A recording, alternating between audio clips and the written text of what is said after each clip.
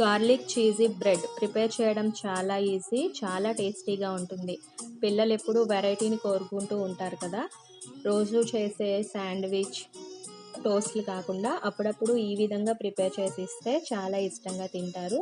ఇది చాలా హెల్దీ, అదేవిధంగా చాలా టేస్టీ అయిన రెసిపీ. ఒక బౌల్ తీసుకొని అందులో బటర్ వేసుకోవాలి.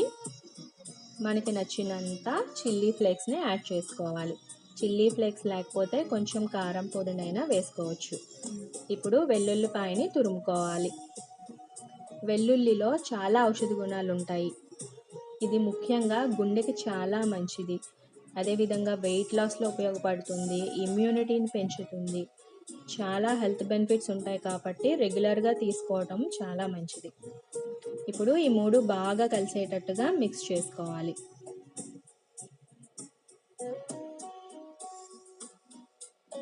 ఇలా మిక్స్ చేసుకున్న దాన్ని కాసేపు పక్కన ఉంచుకోవాలి.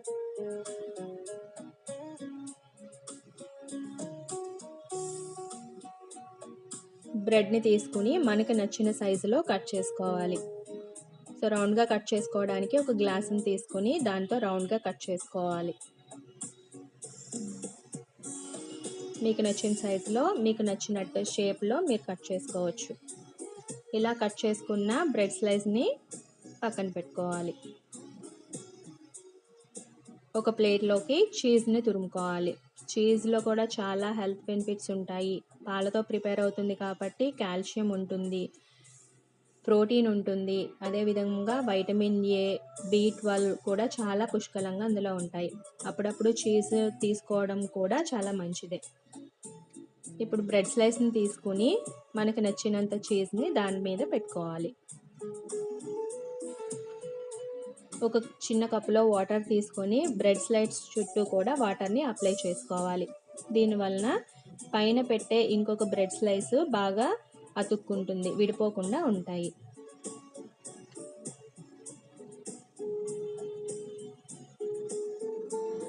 ఇప్పుడు బ్రెడ్ స్లైస్ని దాని మీద పెట్టి చివరలు బాగా కలిసేటట్టు ప్రెస్ చేసుకోవాలి. ఇలా చేయడం వలన మనం వీటిని టోస్ట్ చేసేటప్పుడు అవి ఊడిపోకుండా ఉంటాయి. స్టవ్ వెలిగించుకుని ఒక ప్యాన్ పెట్టుకోవాలి. మనం ముందుగా ప్రిపేర్ చేసుకున్న గార్లిక్ బటర్ని బ్రెడ్ స్లైస్ ఒకవైపు రాసి తర్వాత పై వైపును కూడా రాసుకోవాలి. ఈ విధంగా రెండు వైపులా గార్లిక్ బటర్ని అప్లై చేసుకోవాలి.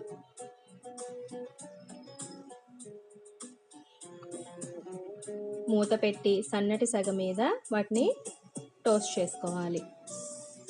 హై ఫ్లేమ్లో పెడితే మాడిపోతుంది, అదేవిధంగా చీజ్ కూడా మెల్ట్ అవ్వదు. లో ఫ్లేమ్లోనే 2-3 సార్లు అటు ఇటు తిప్పుతూ వాటిని టోస్ట్ చేసుకుంటే లోపల ఉన్న చీజ్ కూడా బాగా మెల్ట్ అవుతుంది. ఎంతో టేస్టీ అయిన హెల్తీ అయిన గార్లిక్ చీజీ బ్రెడ్ రెడీ.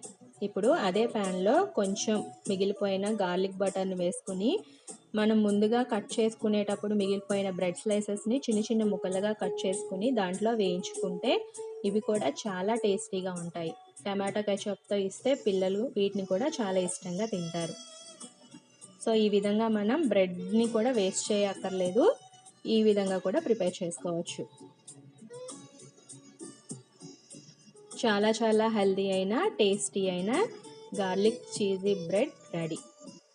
ఈ వీడియో కనుక మీకు నచ్చినట్లయితే లైక్ చేయండి, షేర్ చేయండి. ఛానల్ని సబ్స్క్రైబ్ చేయని వాళ్ళు సబ్స్క్రైబ్ చేయండి. Thank you.